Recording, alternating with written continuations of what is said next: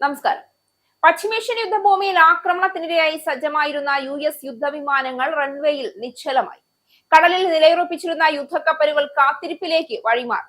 ഏതാനും മണിക്കൂറുകൾക്കുള്ളിൽ യുദ്ധത്തിന്റെ തീപ്പൊരി പടരുമെന്ന് കരുതിയ ലോകം അപ്രതീക്ഷിതമായ മറ്റൊരു രാഷ്ട്രീയ നാടകത്തിന്റെ തിരശ്ശീല ഉയരുന്നത് കണ്ടു. ഇന്നലെ വരെ ഇറാനെതിരെ കടുത്ത മുന്നറിയിപ്പുകൾ മുഴക്കിയ American president Donald Trump Kharg ദ്വീപ് മുതൽ എണ്ണ അടിസ്ഥാന സൗകര്യങ്ങൾ വരെ ലക്ഷ്യമാക്കി ശക്തി പ്രകടനത്തിന്റെ ഭാഷ സംസാരിച്ച നേതാവ് ഇന്ന് അപ്രതീക്ഷിതമായി ആക്രമണം പിൻവലിച്ചിരിക്കുന്നു. അമേരിക്കൻ വൃത്തങ്ങൾ പറയുന്നത് ഇറാനുമായുള്ള കരാർ അന്തിമഘട്ടത്തിലാണെന്നും യൂറോപ്പിൽ ഉടൻ ധാരണാപത്രം ഒപ്പിടുമെന്നുമാണ്.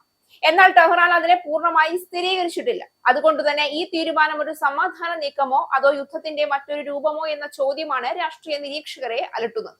ഇറാനെതിരെ ഇന്നലെ രാത്രി നടത്താനിരുന്ന കനത്ത ആക്രമണ പ്രഖ്യാപനത്തിൽ നിന്ന് അമേരിക്കൻ പ്രസിഡന്റ് ഡൊണാൾഡ് ട്രംപ് നാടകീയമായി പിൻവാങ്ങിയതിനു കാരണം വെടിനിർത്തൽ ചർച്ചകളിൽ ഉണ്ടായ നിർണായകമായ വഴിത്തിരിവാണ് എന്നാണ് സൂചന. ഇറാന്റെ എണ്ണ കയറ്റുമതി കേന്ദ്രമായ ഖാർഗ് ദ്വീപ് പിടിച്ചെടുക്കുമെന്ന് ഭീഷണിപ്പെടുത്തി മണിക്കൂറുകൾക്ക് ശേഷമാണ് ട്രംപ് തന്റെ നിലപാട് തിരുത്തിയത്.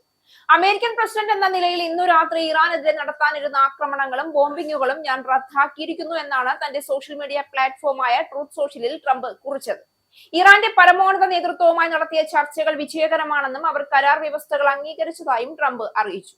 അമേരിക്കയ്ക്ക് പുറമെ Israel, Saudi Arabia, UAE, Qatar, തുർക്കി, പാകിസ്ഥാൻ തുടങ്ങി 10ഓളം രാജ്യങ്ങൾ ചർച്ചകളിൽ പങ്കാളികളാണെന്നും ട്രംപ് അവകാശപ്പെട്ടു. എന്നാൽ ആക്രമണം റദ്ദാക്കിയെങ്കിലും ഇറാനിയൻ തുറമുഖങ്ങൾക്ക് മേൽ അമേരിക്ക ഏർപ്പെടുത്തിയിട്ടുള്ള നാവിക ഉപരോധം തുടരുമെന്ന് ട്രംപ് വ്യക്തമാക്കിയിട്ടുണ്ട്. സമാധാന കരാർ അന്തിമമാകുന്നതുവരെ നിയന്ത്രണം തുടരും. കരാർ ഒപ്പിടുന്ന സമയവും സ്ഥലവും ഉടൻ പ്രഖ്യാപിക്കുമെന്നും അദ്ദേഹം കൂട്ടിച്ചേർത്തു.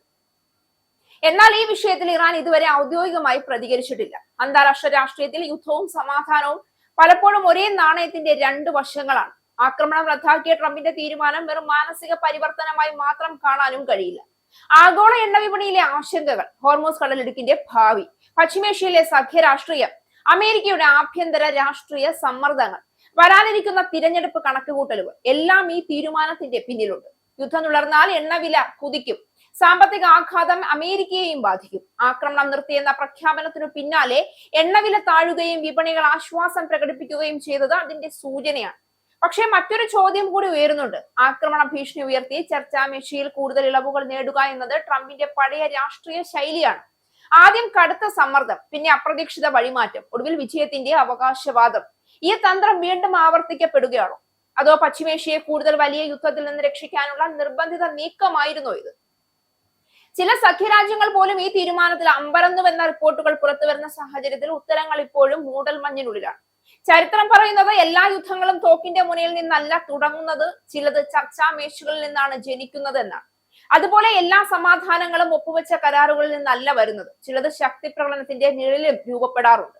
ഇന്ന് ട്രംപിന്റെ ഈ തീരുമാനവും അത്തരമൊരു വഴിത്തിരിവായിരിക്കുമോ, അതോ കൊടുങ്കാറ്റിനു മുൻപുള്ള അപകടകരമായ നിശബ്ദത മാത്രമോ?